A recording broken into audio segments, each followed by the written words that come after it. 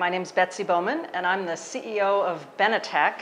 We're a non-profit social enterprise based in the US in Silicon Valley, and we do software for inclusion. We work in education, human rights, we work in social services and poverty, and really how can software make a huge difference on an issue and really bring people together in community or give people better access to data.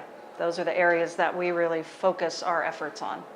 This is my first time in Hubli and at the dialogue, and it's been fantastic. I think the development dialogue was, I love all the perspectives, and I met so many people. I did a panel on leveraging technology for impact, and all of my panelists and I have things we want to follow up on. So that's what's great to me, is not just talking, but actually getting partnerships to do more for people that we're trying to serve.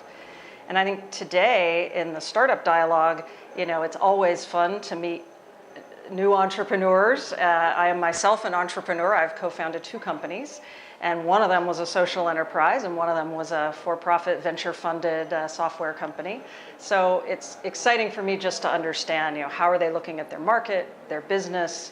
But I've also just had a very long conversation with one of the startup founders, and I think we can work together in India, helping kids with disabilities and STEM education. So it's very exciting.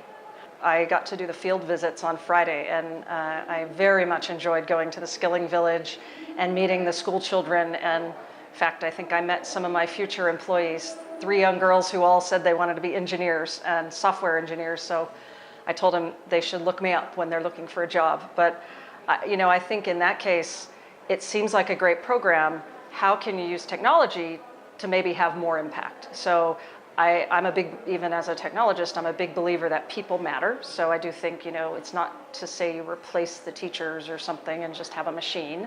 But I think with the teacher, you can give them a lot more information, a lot more curriculum, and maybe supplement what they're doing with some online resources.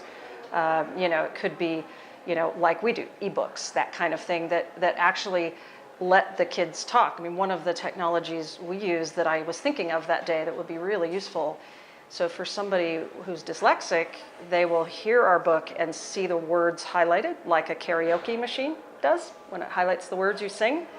And that way they hear the word, they see the word. It doesn't cure their dyslexia, but it helps them understand spelling, reading, all those things that just hearing alone might not really get to.